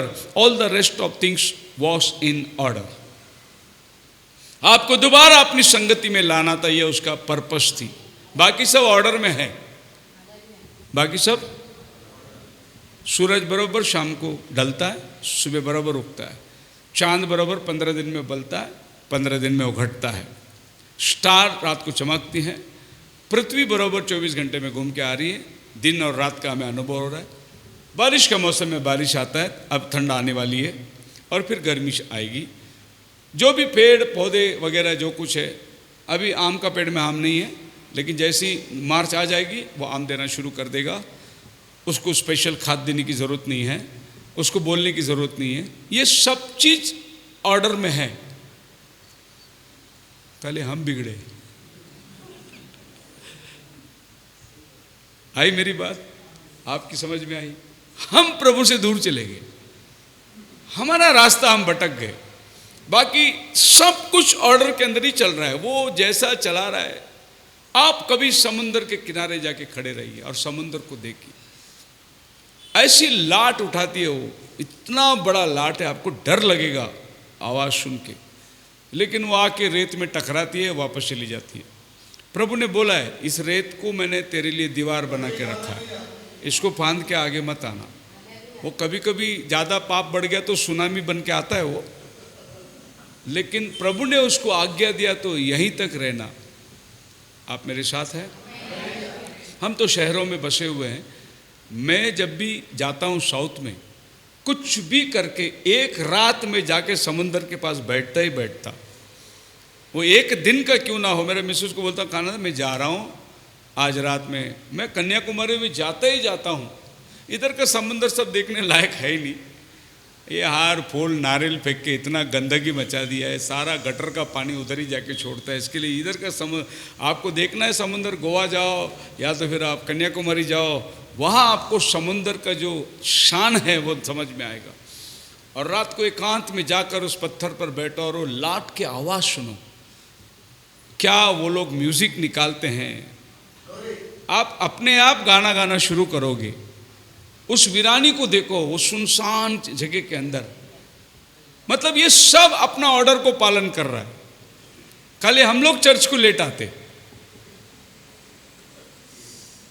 हम प्रभु को नहीं देते, हमसे होता नहीं है, हम भूल जाते, हमारे पास समस्या आ जाती है, हम खुदा के लिए समर्पित नहीं हैं, हम ठोकर खा जाते हैं, हम खुदा से दूर भी चले जाते हैं, हम प्रार्थना करना भूल जाते, हम बाइबल पढ़ना भूल जाते हैं। लेकिन प्रकृति को देखो, सब ऑर्डर के अंदर है। आपने कभी देखा सवेरे 4 बजे पक्षियों की आवाज़ शुरू हो जाती है, जैसे वो पहला किरण वो देखते हैं, वो सब गाना गाना शुरू कर देते हैं। अभी हम लोग फ्लैटों में रहते हैं, कंक्रीट जंगलों में रहते हैं, हमको पक्षी की आवाज़ आती नहीं है, लेकिन जो नेचर के साथ में रहते हैं उनको पता है कि सवेरे सवेरे नेचर अपना काम शुरू कर देता है। वो पक्षियों को देखो कितना आनंद मना रहे, वो जैसी वो किरण दिखाई दे रहा है उनके लिए एक नया जीवन आ गया। और हम लोगों को उठ के बिस्तर भी नहीं घड़ी होता है, हमारे को सूरज उग के 10 बजे तो भी नींद नहीं खुलती है, क्योंकि हम लोग सब डिसऑर्डर हो गया है। 7 बजे वो सब अपने अपने घर में जाके सो जाते हैं, तुम भी 7 बजे घर में जाके सो, सवेरे तुम 5 बजे जरूर उठोगे, लेकिन रात को 2 बजे तुम खाना खाते हो, कहाँ से सोएंगे और सवेरे क्या होगे। तो हम लोग का ऑर्डर क्या हो गया, सब डिस्प्लेस हो गया है। जानवर को कितना भी दूर आप छोड़ दो, शाम होते ही वो अपना घर को चला आ जाता है। गाय बैल बकरी सब शाम हो गया, पक्षी सब शाम को अपने अपने घोंसले में चले जाते, खाली आदमी नाइट शिफ्ट करता है, कॉल सेंटर में बैठा हुआ बेचारा, रात और दिन 2-2 बजे 4-4 बजे तक सुबह काम करता है। बाकी प्रकृति, मतलब मैं आपको ये बता रहा हूँ कि सब ऑर्डर में है, आदमी ऑर्डर को छोड़ दिया है। अब खेड़े गांव में जाइए, देखिए वो लोग शाम को जल्दी सो जाते हैं, सवेरे बड़ा 5 बजे उठ के खेतों में जाते हैं काम करने के लिए। वो कुछ लोग ऑर्डर को नेचर के साथ हैं, नेचर का फॉलोअप कर रहे हैं। आप भी शाम को अपना समय को ठीक तरीके से निभाइए। और हम लोग जो हमारे हालात है, हम लोग ये दोष किसके ऊपर लगाए। हमको जो तकलीफ हुई, बीमारी हुई, हमारा जो स्पेयर पार्ट्स खराब हो रहा है, ये दोष किस पे लगाया। ये दोष हम खुद ही इसके दोषी है, क्योंकि हमने इसको टाइम पर भोजन नहीं दिया, इसको टाइम पर हमने देखा नहीं, इसको टाइम पर हमने ख्याल नहीं किया। और आप डॉक्टर को जाके पूछिए फास्टिंग कितना बेनिफिट करता है, फास्टिंग से कितने फायदे हैं। अभी लोग डॉक्टर सिखा रहे हैं, एटलीस्ट हफ्ते में 1 दिन अपना बॉडी को आराम दो। ये बेचारा कितना दिन, अभी 55 ईयर से ये मशीन चल रहा है, ये गाड़ी को हम लोग हर साल सर्विसिंग को 6 महीने में डालना पड़ता है, ऑयल बिल सब चेंज करना पड़ता है। ये बॉडी 55 इयर्स, ये बॉडी की बात कर रहा हूँ, आपका ज़्यादा भी होगा, चल रहा है, वो पंपिंग चालू है, उसका सब मटेरियल अपना अपना काम कर रहा है, वो फिल्टर कर रहा है। अपना घर में फिल्टर मशीन को आपको निकाल कर उसको धो के वापस लगाना पड़ता है, गंदा हो जाता है, लेकिन ये 55 साल से फिल्टर कर रहा है, अभी भी वो चल रहा है। हमारा जो शेड्यूल है उसने हमारे बॉडी को बिगाड़ दिया है। और आदमी जो 800 साल जीता था 80 में आके खड़ा हो गया। अब परमेश्वर ने आदमी को 80 ठहरा दिया, उसकी उम्र 80 ठहरा दिया। अब खुदावन इसको रिस्टोर करना चाहता है। प्रभु वापस आपको 800 में लेके जाना चाहता है। हम जहां से आए प्रभु हमको वहां वापस लेके जाना चाहता है। बोलो hallelujah. To restore back, aid and bring back that which was lost, that was the only thing out of order. Rest all things are in order. सिर्फ इंसान जो है वो भटक गया है। Isaiah chapter 11 verse 7 में लिखा है, And cow and bear shall feed, their young ones shall lie down together, and the lion shall eat straw like the ox. Imagine, शेर का नाम लेगा तो ये हम लोग को डर लगता है, लेकिन ये शेर घास खाएगा करके बाइबल बोलता है। क्या आपको बिलीव है? हाँ, आदन के वाटिका में घास ही खाता था। प्रभु ने इसको सृष्टि में रखा, वहां पर कोई खून खराबा नहीं था, कोई जानवर किसी को मार के नहीं खाते थे। और इसाया ने आज से 2700 साल पहले ये बात को देखा कि दोबारा इंसान और जानवर सब मेल मिलाप में जी रहे हैं। क्या चीज उसने देखा? जब प्रभु बादलों पर आएगा, हमें ले जाएगा, हम मिलेनियम में जाएंगे, यही दृश्य हमारे सामने होगा। भेड़ के बच्चे, आपको पता है, शेर के साथ बैठे रहेंगे, शेर उनको खाएगा नहीं। मतलब यह है कि जब शांति का राजा ये धरती में आएगा, सब जगह शांति होगी, खाली इंसानों में नहीं, जानवरों में भी शांति होगी। वे सब वैसे वैसे अपना ओरिजिनल स्वभाव के अंदर चले आ जाएंगे। And there will be a millennium, एक मिलेनियम है हमारे लिए। The old will be young there for ever. Hallelujah. सब यहाँ पर जो 60-70 के ऊपर बैठे हैं, आपके लिए आश्वासन है, आप फिर से जवान बनने वाले हैं। आपको फिर से एक नई ताजगी आ जाएगी।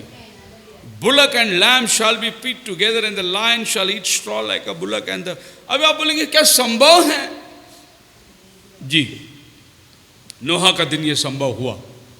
जब नोहा जानवर को लेके जहाज में बैठा था तो वहां तो सो गिने हुए आए थे, वहां पवित्र जानवरों में से 7 आए थे, अशुद्ध में से एक जोड़ा आया था। अब शेर क्या मार के थोड़ी खाया, उधर माइनस हो जाएगा, तो शेर भी घास खाया। नोहा के साथ बोट में सब लोग शांति में थे। यही मिलेनियम है। हालेलुया। प्रभु आपको जो देने वाला है वो इसके पहले एक अनुभव दिया है। अगर आपको आने वाली बातों पर विश्वास नहीं है तो जो बीती है उस बातों को देखो, विश्वास करो, ऐसा ही होने वाला है। फिर परमेश्वर फिर से पूछता है अपनी बातों को। Hallelujah. And the cow and the bear shall, और ये दृश्य को देखो, ये मिलेनियम का एक छोटा नज़ारा है। There will be peace everywhere.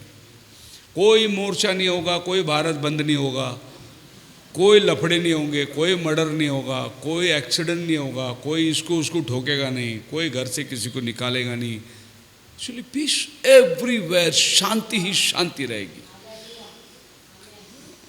अभी हमको अपना अपना पेट भरने के लिए इसको उसको लूटना पड़ता है, वहाँ तो भूख ही नहीं होगी। किसको लूटोगे? क्या करोगे तुम? किसका छीनोगे? कोई चीज़ की ज़रूरत ही नहीं पड़ेगी। अगर वहाँ कोई चीज़ की ज़रूरत है तो तुमको लालच आता है, आशा आती है।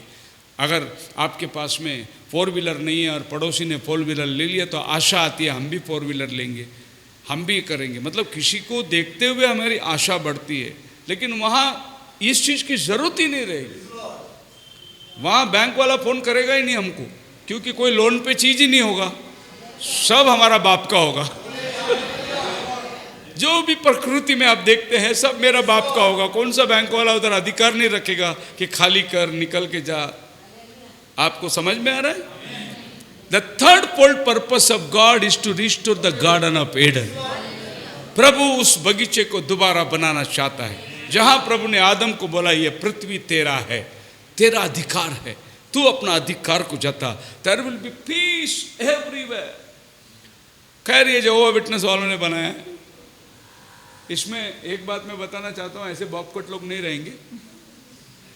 ये इन्होंने चित्र बनाया, मैं खाली आपको एक नज़ारा देता हूं कि परमेश्वर की महिमा से आप परिपूर्ण रहेंगे। Eden will be restored back and we know that history is closing out.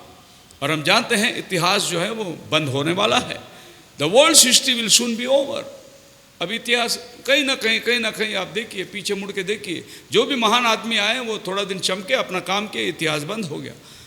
अब हो गया 400 साल हो गया, शिवाजी महाराज का इतिहास बंद हो गया, औरंगजेब का इतिहास बंद हो गया, अभी कौन दूसरा औरंगजेब आने वाला है, उनका इतिहास क्लोज हो गया। ये सब क्लोज होते जा रहा है। एक दिन जो कुछ हम देखते हैं ये भी सब फुल स्टॉप लगने वाला है, ये सब बंद होने वाला है, ये सब खत्म होने वाली है, ये सब जाते रहने वाली है।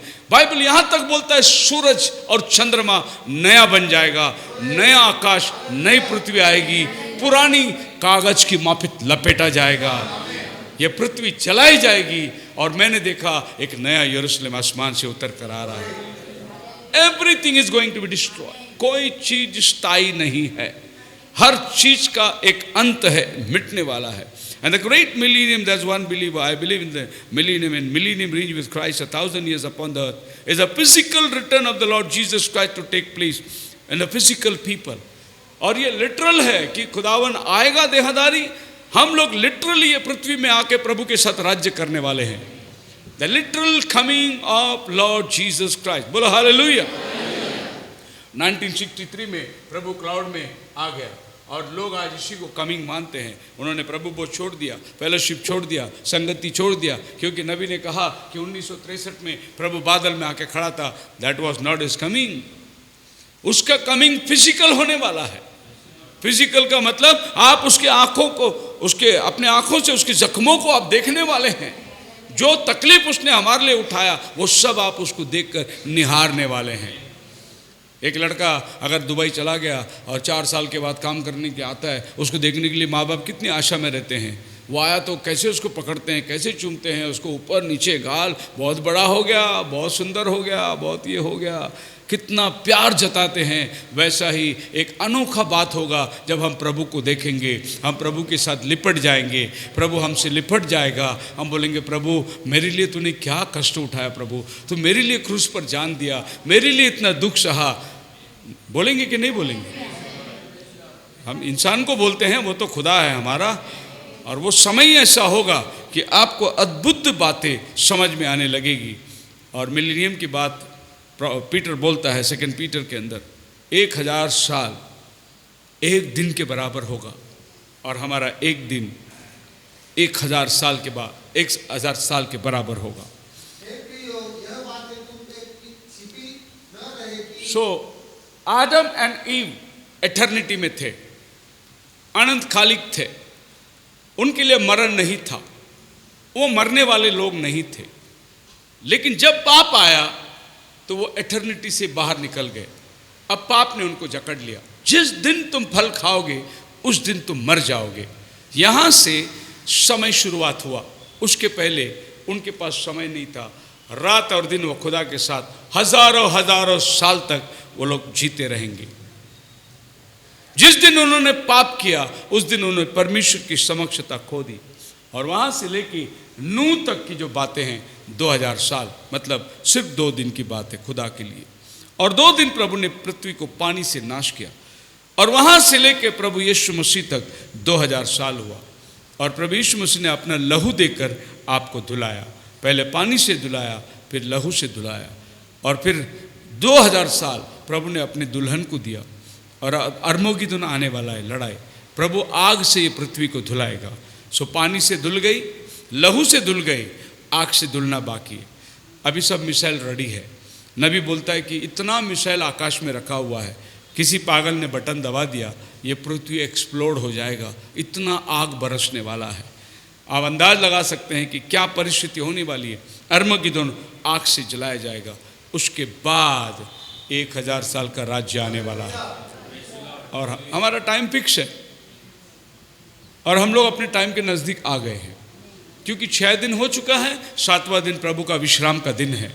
और 6 दिन आपके सामने है कि वो 2000 साल, प्रभु के लिए 2 दिन और प्रभु को 6 दिन, हमारे लिए 6000 साल। बिल्कुल हम अरमगेदोन के करीब आ गए हैं। रोज पेपर खोल के पढ़िए, उधर से रशिया बोलते हैं 3rd वर्ल्ड वॉर हो जाएगा, चाइना बोलते हैं 3rd वर्ल्ड वॉर हो जाएगा। ये सब अरमगेदोन की बात कर रहे हैं और ये अरमगेदोन की सब तैयारी कर रहे हैं। और ठीक इसके बाद आदम, the second Adam and his Eve, जो दूसरा आदम है और उसकी पत्नी हवा, जो कलीसिया है। पहला आदम और उसकी पत्नी हवा जैसे शांति में थे, वैसा दूसरा आदम प्रभु यीशु मसीह और उसका पत्नी, उसकी दुल्हन उस जगह में शांति में रहेगी। बोलो हालेलुया। और उसके बाद में व्हाइट थ्रोन जजमेंट, ये पृथ्वी का न्याय होने वाला है सफेद सिंहासन के द्वारा। अब जब टाइम फ्रेम इतना पक्का है, बाइबल टाइम को मेंशन करती है, हमको अपना टाइम मालूम पड़ गया कि हम लोग कितने एंड टाइम में आ गए। प्रभु का सारा रिस्टोरेशन जो पूरा हो रहा है, आपको किस बात का शक है कि प्रभु नहीं आने वाला है? क्या अविश्वास हमारे जीवन के अंदर है जो हमें इस परिपक्व में नहीं लेके जाती है? उसका वजह यह है कि हमारा नया जन्म नहीं हुआ है। अगर हमारा नया जन्म हुआ है तो ये जो बातें हम देख रहे हैं, जो पढ़ रहे हैं, जो सुन रहे हैं, इसके ऊपर हमारा पूरा विश्वास हो जाएगा। अगर हमारा नया जन्म हुआ है तो अगर आप एक नॉमिनल क्रिश्चियन बन के चर्च को आते हैं तो आपके लिए कुछ नहीं समझेगा, लेकिन अगर आपको एक नया जन्म प्राप्त हुआ है ना, प्रॉफिट बोलता है what is the birth, you did say well ब्रनम, व्हाट इज न्यू बर्थ, नया जन्म क्या है? प्रभु कहता है यदि तू नए सिरे से ना जन्मते परमेश्वर के राज्य को देख नहीं सकता। यदि तू नए सिरे से ना जन्म ले, परमेश्वर का राज्य में प्रवेश नहीं कर सकता। अभी जो भी मैंने आपको बनाया, जो भी बताया, इसमें जाना है आपको, तो आपको नया जन्म की ज़रूरत है। Praise the Lord. ओके, अगर आपको ट्रेन में सफ़र करना है तो आपको टिकट लेने की ज़रूरत है। आपको आपका गाड़ी लेके चलाना है तो उसमें पेट्रोल डालने की ज़रूरत है। परमेश्वर के राज्य में जाना है, कंडीशन एक ही है, you have to be born again. तुम्हें नया जन्म चाहिए। अभी आप बोलेंगे प्रभु क्या पास्टर जी, बपतिस्मा होकर 15 साल हो गया, अभी नया जन्म की क्या बात कर रहे हैं आप? जी, नया जन्म वो नहीं है जो आप सोच रहे हैं। नबी नया जन्म को बता रहा है, it is the revolution of Jesus Christ personally to you. नया जन्म ये है प्रभु यीशु मसीह का व्यक्तित्व रूप में उसका प्रकाशन मुझे मिलना, वही नया जन्म है। मेरा परिवार ने बोला, मेरे पास्टर ने बोला, मेरा माँ बाप ने बोला, वो नहीं। मैं प्रभु को कैसे जानता हूँ, दैट्स माई पर्सनल रेवल्यूशन। ये मेरा अपना व्यक्तित्व। Amen. Not you joined the church, you shook a hand, you done something different. ये नहीं कि तुम कोई कलीसिया में गए, कोई हाथ मिलाए, कुछ तो भी अलग काम किए। You said a creed, you promise to live a code of rules, but Christ the Bible, he is the word that was revealed to you. वो चर्च में जाना और वो सब जो है कोड ऑफ कंडक्ट था कि भाई मैं विश्वासी है, संडे जाना है, घर में नहीं बैठना है, आराधना करना है, ये सब एक कोड ऑफ कंडक्ट था, आपके लाइफ की एक रीत और रिवाज थी। लेकिन असली में नया जन्म जो है वही आपको प्रभु के साथ परिचय करता है। No more whatever anybody says, what takes place, it's Christ. Pastor, priest, whatever it might be, it's Christ in you. That is the revelation that church was built upon. Pastor कह रहे हैं और हम लोग चर्च को मानते हैं, pastor है, एल्डर है, डीकन है, चर्च है, फेलोशिप है, सब कुछ, ये सब अपनी जगह है। इसमें खाली आप रीत और रिवाजों में बने रहेंगे। अगर आपका रिलेशन खुदावन के साथ व्यक्तित्व रूप में हो जाए तो ये चर्च आपको हेल्प करेगी ऊपर उड़ने के लिए, ये चर्च आपको मदद करेगी। लेकिन आपके पास प्रभु यीशु मसीह का व्यक्तित्व रेवल्यूशन आना बहुत जरूरी है। Hallelujah. In spite of everything, कल मुझे कौन मदद करेगा इसके बजाय कि कौन सुने ना सुने, फोन उठाया नहीं उठाया, बात मानी नहीं मानी, मेरे अंदर एक आत्मविश्वास है, मेरा प्रभु तो मेरा हाथ नहीं छोड़ेगा। वो मेरा अपना पर्सनल रेवल्यूशन है। मैंने अपनी जितनी कोशिश किया, मैं कामयाब नहीं हुआ, लेकिन मेरे पास एक प्रभु है जो मुझे कामयाबी देगा। ये स्तर में आपको आना है, आपका विश्वास ये लेवल में आना है। कोई हो ना हो, मेरा प्रभु मेरे साथ है। बोलो हालेलुया। सबसे बड़ा प्राधान्य आप प्रभु को दोगे। ये दुनिया में आपके घर चले जाएगा, आपका माँ बाप चले जाएंगे, आपके भाई बहन, आपका रिश्तेदार, आपकी पत्नी, आपका पति, ये सब छोड़ सकते हैं, लेकिन एक व्यक्ति है जो आपको कभी नहीं छोड़ेगा, वो है प्रभु यीशु मसीह। उसका एक पर्सनल रिलेशन को अपनाना बहुत जरूरी है। ये दुनिया में वो नहीं देख रहा है, ये नहीं देख रहा है, इससे छुप गए, उससे छुप गए, लेकिन एक व्यक्ति आपके लाइफ में है जो आपको हमेशा देख रहा है। उसके नज़र से आप छिप ही नहीं सकते। ये रिलेशन उसके साथ होना बहुत ज़रूरी है। एक पर्सनल रिलेशन, एक पर्सनल बॉन्ड प्रभु के साथ में। कुछ भी प्रभु तेरा धन्यवाद हो, प्रभु तू है तो मैं हूँ, प्रभु तू है तो ये सब कुछ चल रहा है। तेरे बगैर प्रभु मैं कुछ नहीं कर सकता, तेरे बगैर मेरा जीवन है ही क्या। घास के समान है, सवेरे फूलता है, शाम को मुरझा जाती है, लेकिन तेरा वचन है जो मुझे ताकत और हिम्मत देती है। हालेलुया। बस लास्ट में एक वचन पढ़ेंगे, और ये वचन पढ़ेंगे तो आपको समझ में आएगा। कोलोसियन 1:27 में लिखा है, to whom God make known what is the riches of the glory of mystery among the Gentiles. परमेश्वर ये बताना चाहता है कि अन्य जातियों में उसका रहस्य क्या है। The mystery of the riches of the glory of his mystery. Riches, riches मतलब वो धन, वो अपरंपार धन जो सीमा नहीं, जिसकी कोई गिनती नहीं। Is the mystery among the gentiles, अन्य जातियों में इसका भेद क्या है। Which is Christ in you, यीशु तुम्हारे अंदर, the hope of glory. Hallelujah. महिमा का आशा जो तुम में रहता है। चर्च में नहीं, प्रेयर हॉल में नहीं, माउंट मेरी में नहीं, वो तुम में रहता है। जेरूसलम में नहीं, योरदान नदी में नहीं, वो तुम में रहता है। बोलो हालेलुया। महिमा की आशा, ये जो कुछ महिमा की बातें हमने सुने, ये सब की आशा यीशु है, और यीशु हम में वास करता है हमारे। सो हम क्या बन गए? खुदा के बेटे और बेटियां बन गए। परमेश्वर आपको आशीष दे। प्रार्थना करें।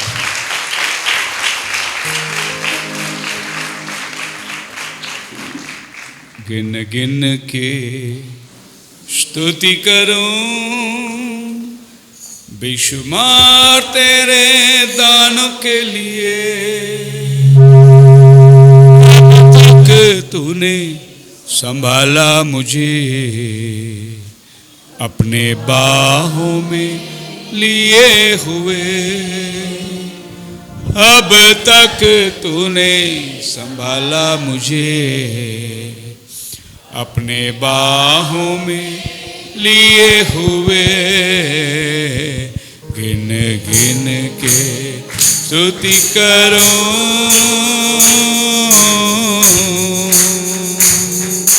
तेरे शत्रु का निशाना, तुझ पर होगा नाश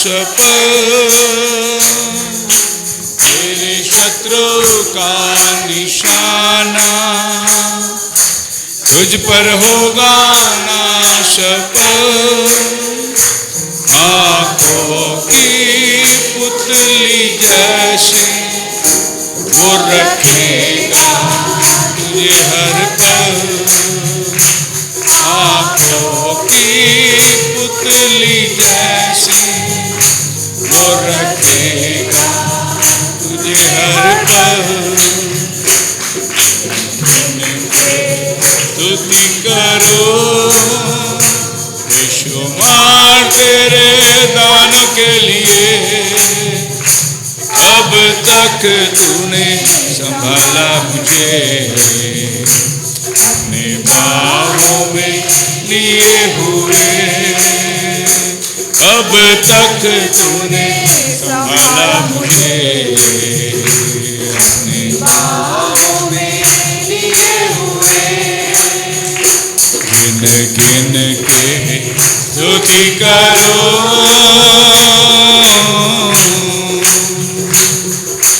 आंधियां बन के आए जिंदगी में बिगड़। आंधियां बन के आए जिंदगी में बिगड़। कौन है तेरा केवनहारा, है भरोसा तेरा किधर। कौन है तेरा केवनहारा,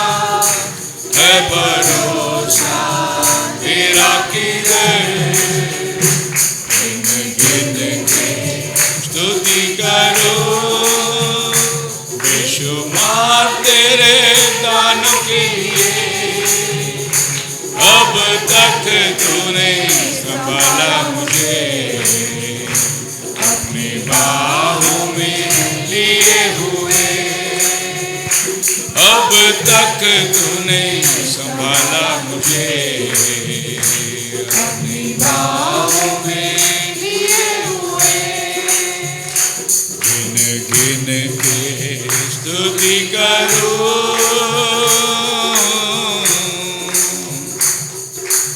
आए तुझे जो मिटाने, वो शस्त्र होंगे बेअसर। आए तुझे जो मिटाने, वो शस्त्र होंगे बेअसर। तेरा रचने वाला तुझ पर रखता है अपनी नजर। तेरा रचने वाला तुझ पर रखता है अपनी नजर। गिन गिन के स्तुति करो, बेशुमार तेरे दानों के लिए, अब तक तूने संभाला मुझे अपनी बाहों में लिए हुए। अब तक तूने संभाला मुझे अपनी बाहों में लिए हुए।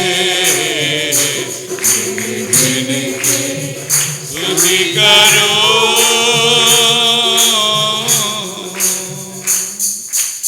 सच्चे परमेश्वर, क्या वर्णन है आपका।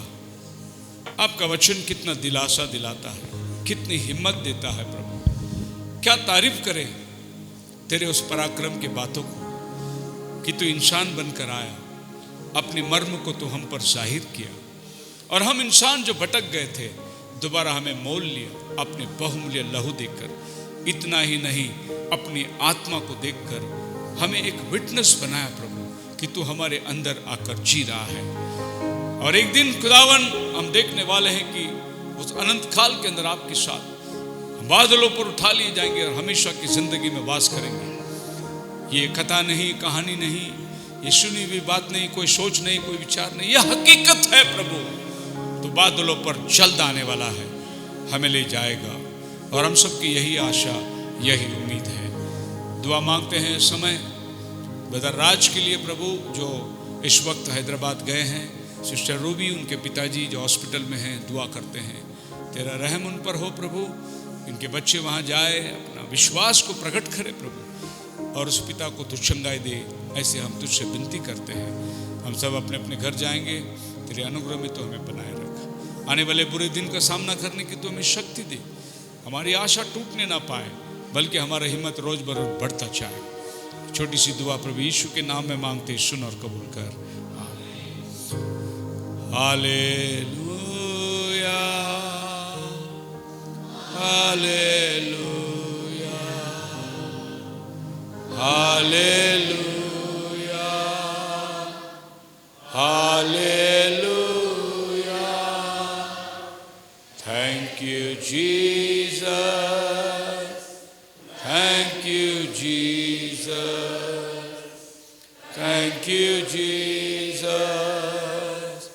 Thank you Jesus.